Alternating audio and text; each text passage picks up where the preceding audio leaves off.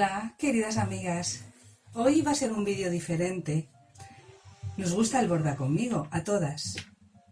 Y normalmente estamos bordando mientras escuchamos. Y hoy solamente tú vas a escuchar y yo no voy a bordar.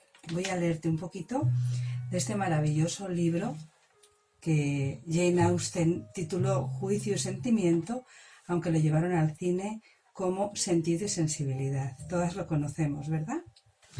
Pues aunque tengo otra versión en inglés, me lo regaló mi marido formando parte de una colección donde me lo regaló por una Navidad con una dedicatoria.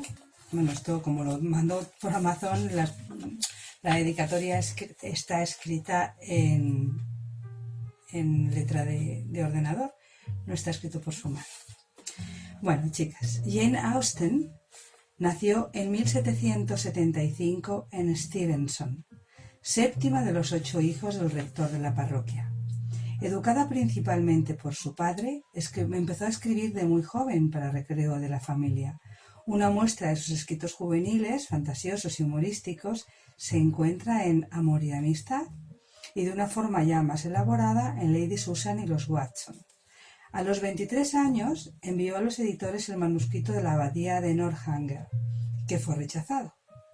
13 años después, en 1811, conseguiría publicar Juicio y Sentimiento, de la que se hicieron 2 ediciones y a la que siguieron Orgullo y Prejuicio en 1813, Mansell Park en 1814 y Emma en 1816, que obtuvieron un gran éxito.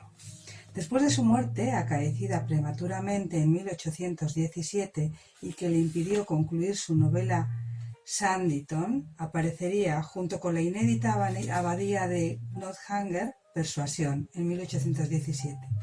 Satírica, antirromántica y profunda, y tan primorosa como mordaz, la obra de Jane Austen nace toda ella de una inquieta observación de la vida doméstica y una estética necesidad del orden moral. La sabiduría, escribió una vez, es mejor que el ingenio y a la larga tendrá sin duda la risa de su parte. Y ahora sí, ahora empezamos a leer Juicio y Sentimiento.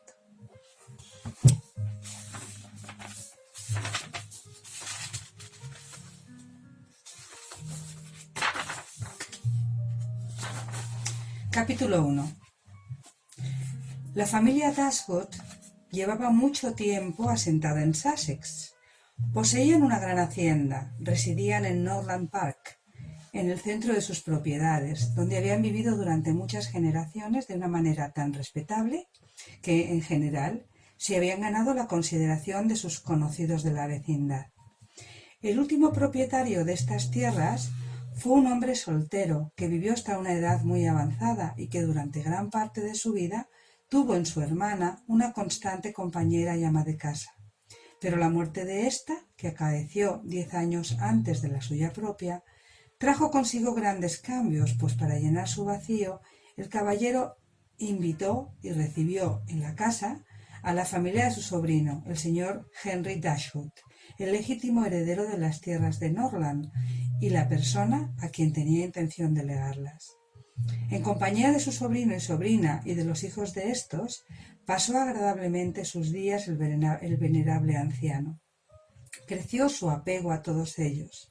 La atención constante de Henry Dashwood y su esposa dedicaban a sus deseos no meramente por interés, sino por bondad natural, le dispensó en todos los aspectos la estable comodidad que a su edad podía recibir, y la alegría de los niños le hizo tomar gusto a su existencia.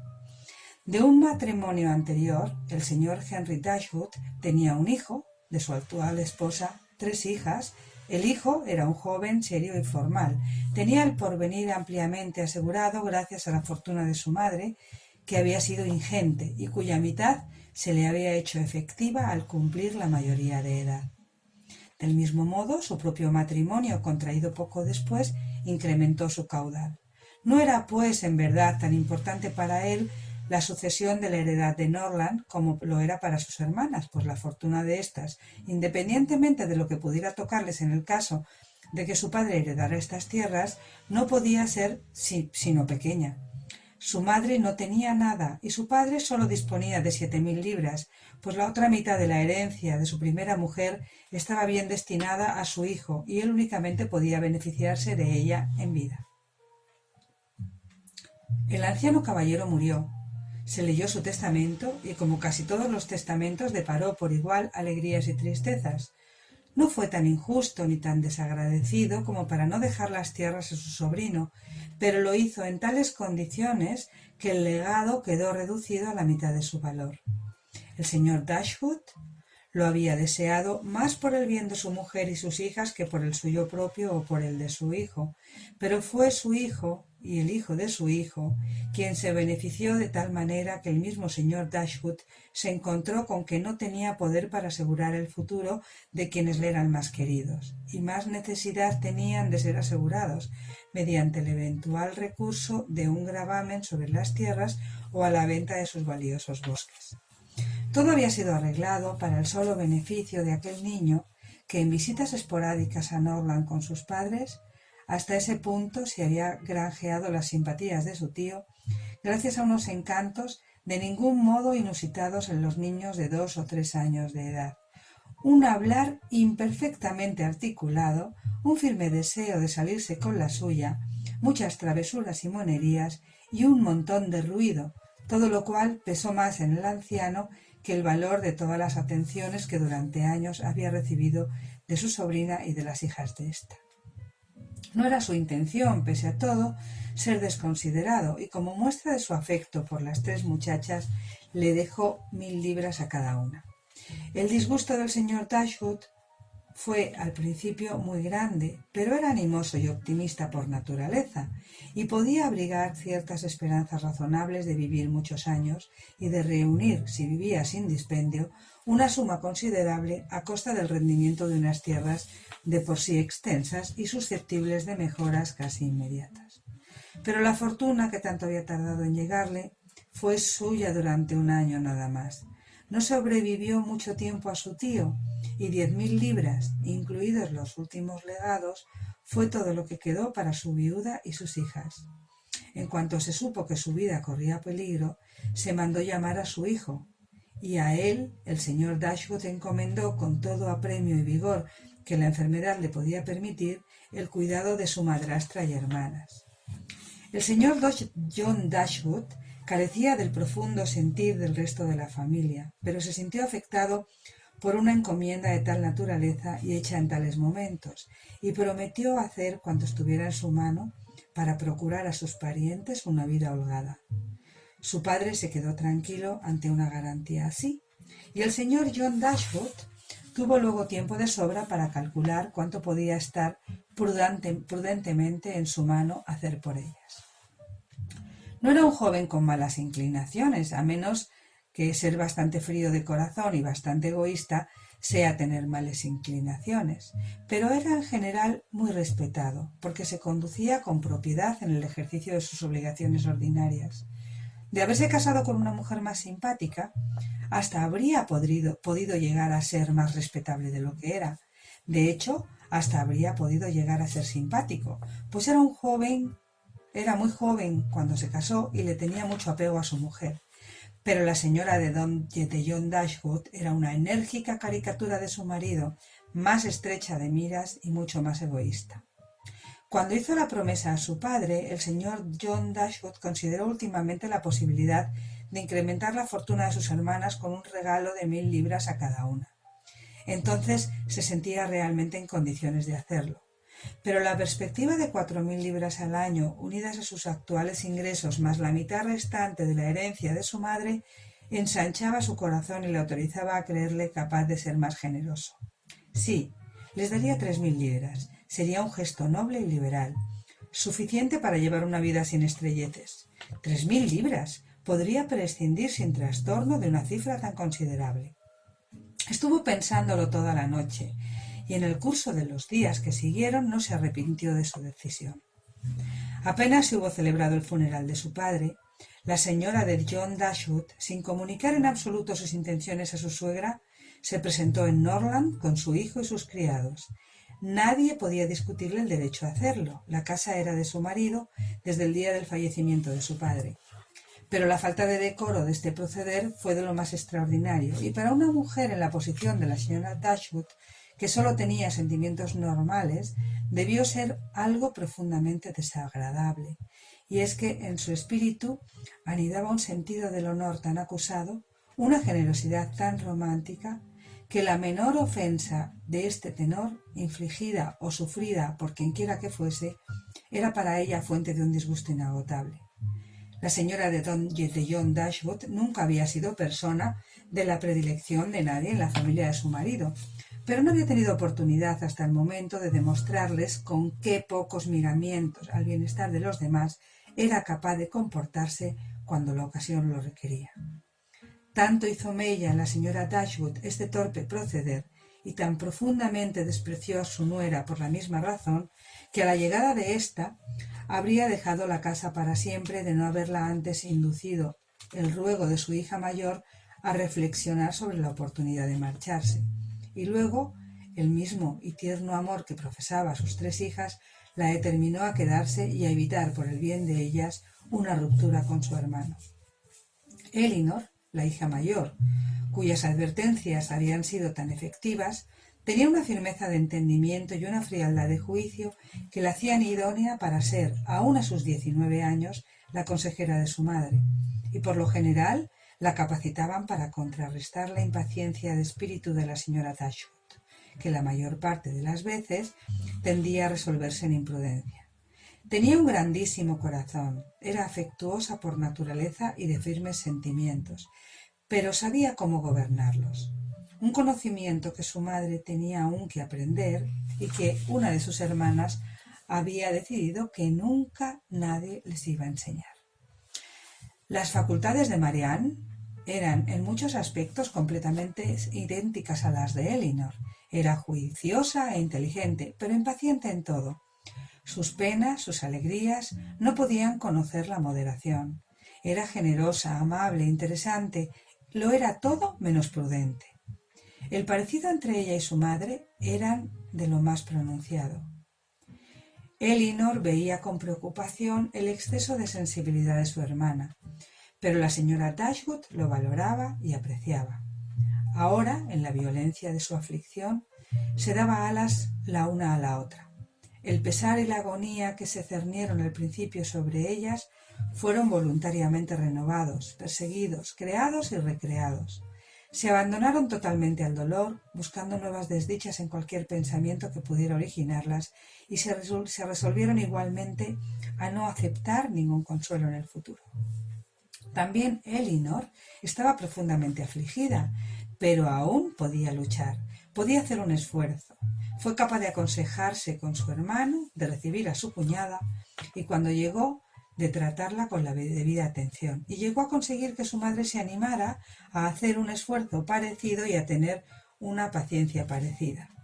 Margaret, la otra hermana, era una muchacha de buen talante y buena disposición, pero como se había embebido ya de buena parte de las fantasías de Marianne, sin tener gran parte de su juicio, no permitía a sus 13 años concebir esperanzas de igualar a ninguna de sus hermanas en una época más avanzada de la vida.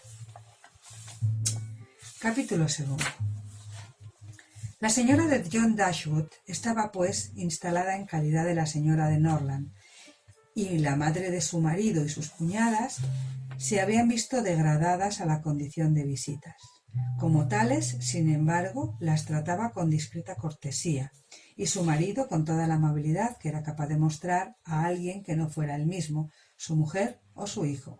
De hecho, las invitó con cierta insistencia a considerar Norland su hogar, y como a la señora Dashwood ningún plan se le antojaba más deseable que quedarse allí mientras no pudieran encontrar acomodo en una casa de la vecindad, su invitación fue aceptada. La permanencia en un lugar en el que cada cosa era un recordatorio de su pasada felicidad se adaptaba plenamente a la naturaleza del espíritu de la señora Dashwood. En épocas de entusiasmo, ningún talante podía ser más entusiasta que el suyo, o poseer en mayor grado esas optimistas expectativas de felicidad que constituyen la felicidad misma. pero también en sus penas debía transportarle a la fantasía y tan lejos de todo consuelo como toda impureza de sus alegrías. La señora de John Dashwood no secundaba en absoluto lo que su marido pretendía hacer por sus hermanas. Una merma de 3.000 libras en la herencia de su querido niñito suponía empobrecerle a un límite más allá de lo atroz. Le rogó que lo considerara. ¿Qué explicación podía darse a sí mismo para robarle a su hijo, a su único hijo además, una cifra tan elevada? ¿Y qué clase de derecho podían tener sobre su generosidad para aspirar a una cantidad tan sustanciosa las señoritas Dashwood, a las que solo les unía un parentesco de consanguinidad, lo cual para ella no era parentesco de ninguna clase? Era cosa conocida que no tenía por qué darse afecto alguno entre los hijos habidos por un hombre en distintos matrimonios. ¿Y por qué habría de arruinarse y arruinar a su pobre y pequeño Harry, sacrificando todo su dinero en favor de unas medio hermanas? Fue la última petición de mi padre, replicó el marido, que debía asistir a su viuda y a sus hijas. Y yo diría que no sabía lo que decía. Ha puesto 10 contra 1 a que en esos momentos tenía trastocadas las ideas. De haber estado en su sano juicio, no se le habría podido ocurrir una cosa como pedirte que sacrificaras la mitad de tu fortuna de tu propio hijo. No estipuló ninguna suma en particular, querida Fanny. Solo me rogó, en líneas generales, que las ayudara y que procurase que su situación fuese más holgada de lo que estaba en su mano procurar. Quizá yo habría hecho lo mismo si hubiera dejado todo en mis manos. No creo que se le ocurriera siquiera que yo pudiera desentenderme de ellas, pero como pidió mi palabra no tuve más remedio que darla. Por lo menos eso creí en aquellos momentos. Por tal motivo la di y debo cumplirla. Algo habrá que hacer por ellas cuando se vayan de Norland y se instalen en su nueva casa. Bien, pues hagamos algo por ellas. Pero ese algo no tiene por qué ser 3.000 libras. Considera, añadió, que una vez dividido el dinero no se recupera jamás. Tus hermanas se casarán y se irán para siempre. Si por alguna razón hubiera algún día ser restituido a nuestro pobre hijito...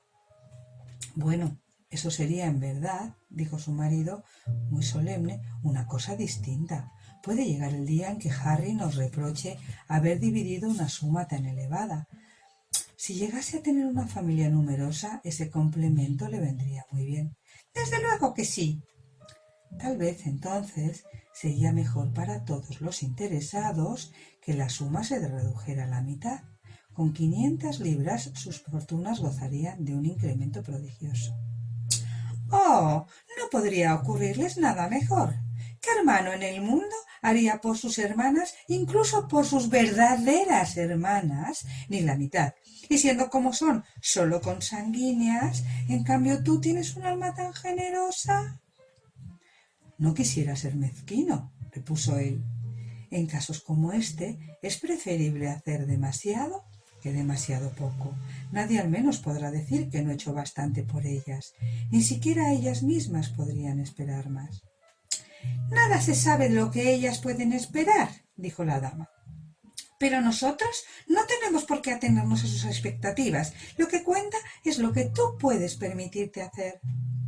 En efecto, y creo que puedo permitirle darles 500 libras a cada una. Así, sin añadir otra cantidad por mi parte, tendrían cada una más de 3.000 libras a la muerte de su madre. Una fortuna muy holgada para una jovencita. Claro que sí. Y de hecho, se me ocurre que a lo mejor no necesitan nada más. Tendrán 10.000 libras en conjunto. Si se casan, ya cuidarán de hacerlo bien. Y si no, pueden vivir juntas muy holgadamente con el interés de 10.000 libras. He aquí una gran verdad. Y por eso, no sé si sería más prudente, hablando en general, hacer algo por la madre mientras viva antes que por ella. Por ejemplo, como una renta vitalicia. Mis hermanas se beneficiarían de las consecuencias tanto como ella. 100 libras al año le permitirían llevar a todas ellas una vida perfectamente holgada. Su mujer vaciló un poco, no obstante, en dar su consentimiento a este plan. A decir verdad, dijo, es mejor que se desprenderse de 1.500 de una vez. Pero si luego resulta que la señora Dashwood vive otros 15 años, nos habrán embaucado totalmente. 15 años, querida Fanny. Su vida no puede valer la mitad de esa suma. Ciertamente no.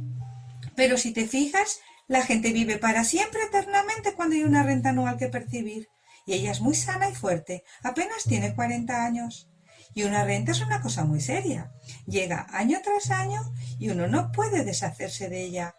No sabes lo que estás haciendo. Conozco muy bien los quebraderos de cabeza que dan las rentas, pues mi madre se vio atrapada por culpa del testamento de mi padre con el pago de 3 de ellas a viejos sirvientes jubilados, y no te puedes imaginar lo desagradable que le parecía. Había que pagarlas 2 veces al año, y luego estaba el incordio de hacérselas llegar, y luego se dijo que uno de ellos había muerto, cuando por fin resultó que no era verdad.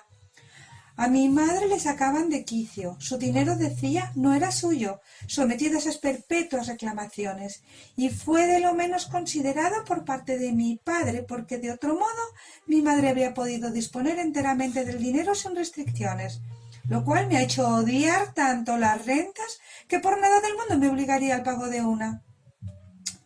Es sin duda una cosa engorrosa, repuso el señor Dashwood. Tener esa clase de sumideros anuales en el propio patrimonio de uno. La fortuna de uno, como dice tu madre con razón, no es suya. Estar atado al pago regular de una suma así todos los días que dura una renta no es deseable bajo ningún concepto. Le quita a uno su independencia. Eso por descontado, y al final nadie te da las gracias por ello. Ellos creen tener la vida resuelta. Tú no haces más que lo que se espera que hagas, y no recibes el menor agradecimiento. Si yo fuera tú, hiciese lo que hiciese, lo haría enteramente a mi discreción. No me comprometería a una concesión anual. Algunos años puede ser muy inconveniente desprenderse de 100 libras, o de 50 siquiera, con carga a nuestras cuentas. Creo que tienes razón, amor mío. Mejor será que prescindamos de rentas en este caso. Lo que pueda darles yo ocasionalmente, ya se trate de una cosa u otra, les será de mayor utilidad que un subsidio anual, teniendo en cuenta que lo único que ocurriría si tuvieran la seguridad de contar con unos ingresos más altos es que elevarían su nivel de vida, y no serían ni 6 peniques más ricas por ello al cabo del año. He aquí pues la mejor solución. Un regalo de 50 libras de vez en cuando evitará que pasen apuros pecuniarios y se ajustará ampliamente, en mi opinión, a la promesa que le hice a mi padre. No te quepa la menor duda.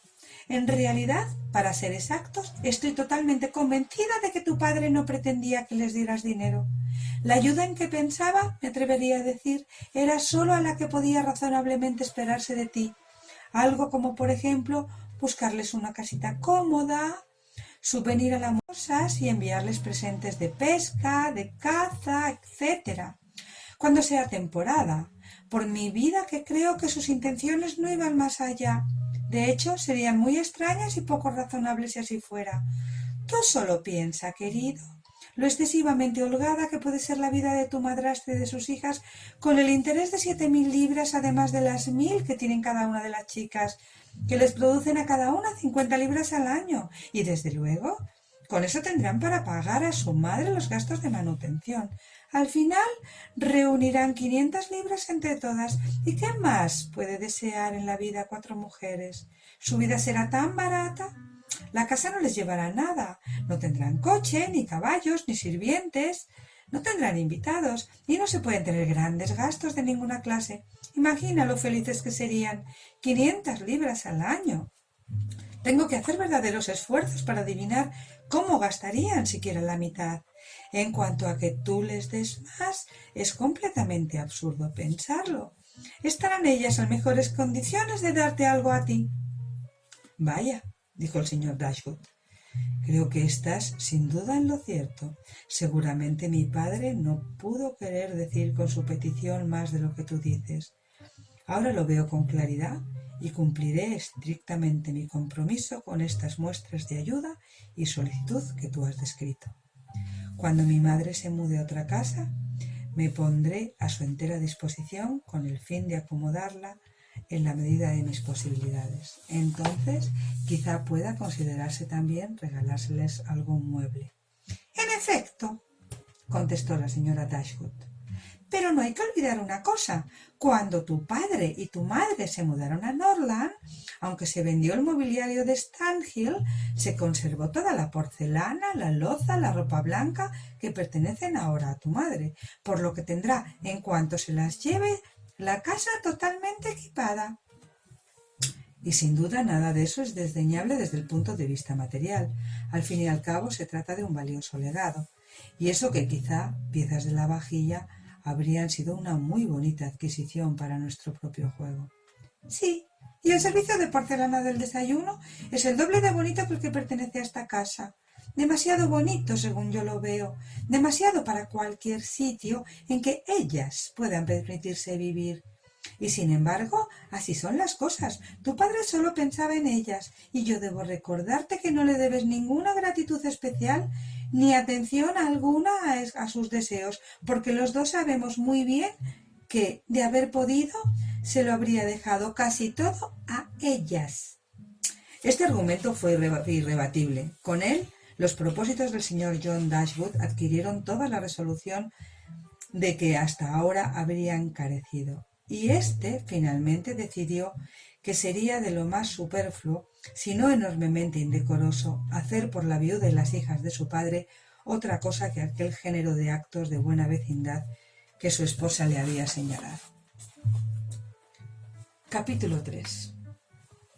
La señora Dashwood permaneció varios meses en Norland, no porque se mostrara reacia a mudarse, después de que la visión de todos aquellos rincones y parajes que también conocía dejaran de inspirarle la intensa emoción que durante cierto tiempo había experimentado, pues cuando sus ánimos empezaron a revivir y su pensamiento a ser capaz de algún otro esfuerzo además del de aumentar su luto con tristes recuerdos, sintió grandes deseos de marcharse y no cejó en su empeño de buscar una residencia conveniente en las cercanías de Norland, ya que alejarse mucho de ese lugar amado era imposible. Sin embargo, no pudo recabar noticia de ningún emplazamiento que respondiera a sus ideas de comodidad y de tranquilidad, y se ajustara a la vez a la prudencia de su hija mayor, cuyo más firme entendimiento rechazó por exceder en sus ingresos varias casas a las que ella misma habría dado su beneplácito. La señora Dashwood había sido informada por su marido de la promesa solemne que le había hecho su hijo en favor de ella y que le había dado paz en los últimos pensamientos terrenos del caballero. Ella no dudó de la sinceridad de tal promesa, más de lo que él mismo había dudado, y la consideró con deleite por el bien de sus hijas, aunque en su fuero interno estaba convencida de que, incluso con una suma muy por debajo de las 7.000 libras, habría podido nadar en la abundancia. También se alegraba muy sinceramente por el hermano de sus hijas y se reprochaba haber sido antes injusta con las buenas cualidades de éste, creyéndole incapaz de mostrarse generoso. Sus atenciones con su familia le preocupaban y durante mucho tiempo confió sin vacilación en la liberalidad de sus propósitos. El desprecio que desde el primer momento había alimentado la señora Dashwood por su nuera creció ampliamente con el más profundo conocimiento del carácter de ésta, que medio año de residencia entre su familia hizo posible, y quizá a pesar de todas las consideraciones de cortesía o afecto maternal por parte de la más madura, las dos señoras habían creído imposible que su convivencia durase tanto tiempo de no haberse dado una circunstancia que se hizo aún más deseable. Al parecer de la señora Dashwood, la permanencia de sus hijas en Norland. La circunstancia consistía en un apego creciente surgido entre su hija mayor y el hermano de la señora John Dashwood, un joven agradable y caballeroso, que les fue presentado poco después de que su hermana se instalara en Norland y que desde entonces había pasado con ellos la mayor parte de su tiempo. Algunas madres habrían podido impulsar este acercamiento por motivos de interés, pues Edward Ferrars era el primogénito de un hombre que había muerto siendo muy rico, y otras habían podido reprimirla por motivos de prudencia, pues dejando aparte una cantidad insignificante, toda la fortuna del joven dependía del testamento de su madre. Pero en la señora Dashwood probablemente no influyera ninguna de estas dos consideraciones. A ella le bastaba que el joven pareciera tener buen carácter, que amara a su hija y que Elinor le correspondiera a su vez. Era contrario a todas sus doctrinas que las diferencias de fortuna tuvieran que separar a una pareja mutuamente atraída por inclinaciones afines y que las cualidades de Elinor no fueran apreciadas por todo aquel que la conocía resultaba inconcebible para su comprensión. Edward Ferrars no apelaba a su buen concepto por ninguna dávida especial de presencia o trato. No era guapo, y para parecerles agradables sus modales requerían un conocimiento a fondo. Era demasiado tímido para hacerse justicia a sí mismo, pero cuando esta timidez tan natural era vencida, todos sus actos revelaban un corazón franco y afectuoso. Era hombre de entendimiento y su educación lo había mejorado sólidamente, pero no estaba dotado ni de habilidades ni de inclinaciones que colmaran los deseos de su madre y su hermana, que anhelaban verle distinguido con apenas sabían qué. Querían convertirle en un elegante hombre de mundo, fuera como fuese.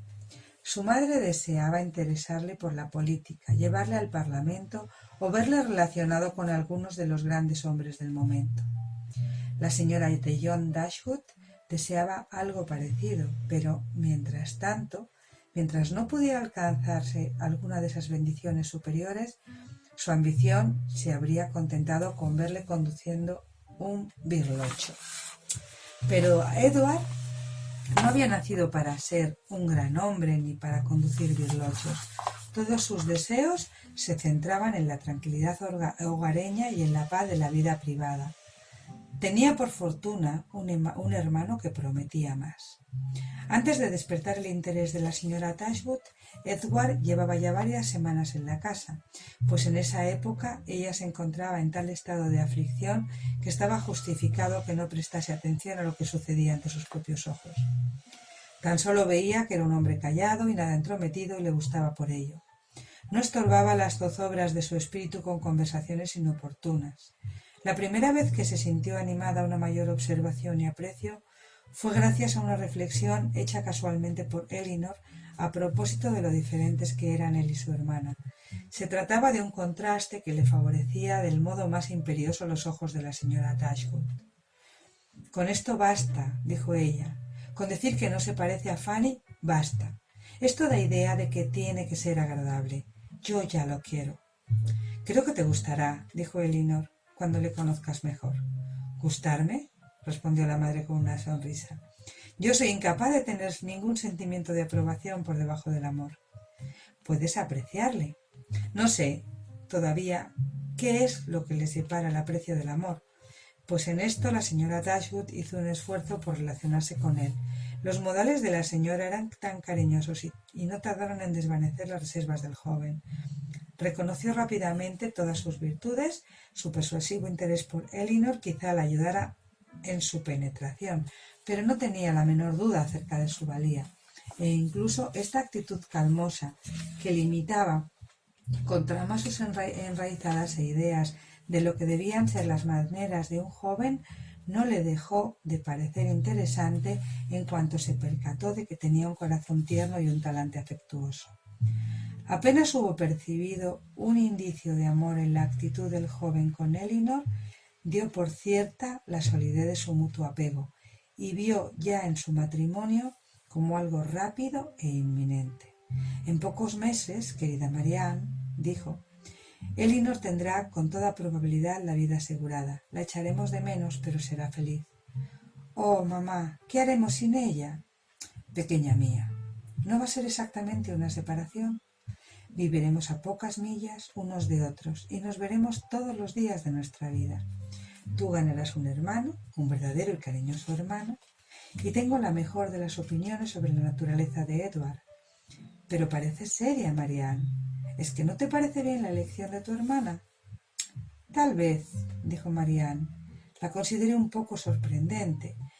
Edward es muy amable, y yo le quiero y le tengo cariño, pero aún así no es el tipo de joven le falta algo. No destaca por su figura.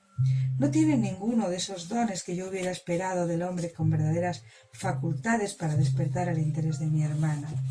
En sus ojos no hay ese espíritu, ese fuego que es anuncio de un tiempo de virtud e inteligencia. Además, mamá, temo que carezca de verdadero gusto. La música apenas parece interesarle, y aunque sienta una gran admiración por los dibujos de Elinor, no se trata de la admiración de una persona que sepa apreciar su valor. Es obvio, pese a la frecuente atención que le dedica cuando ella dibuja, que en realidad no entiende nada de la materia. La admira porque la ama, no por ser un experto. Para satisfacerme a mí, estas cualidades tendrían que ir unidas. No podría ser feliz con un hombre cuyo gusto no coincidiera en todo momento con el mío. Tendría que participar de todos mis sentimientos. Los mismos libros, la misma música habrían de hechizarnos a los dos. Oh, mamá, qué poco espíritu, qué poca gracia tuvo anoche cuando nos leía. Lo sentí muchísimo por mi hermana, y ella, aún así, lo aguantaba con tanta compostura que apenas parecía notarlo. Yo apenas podía resistir quieta en mi silla. Oír esos bellos versos que a punto han estado tantas veces de hacerme perder la razón, recitadas con esa calma impenetrable y con esa mortal indiferencia. Cierto es que le habría hecho más justicia una prosa simple y elegante.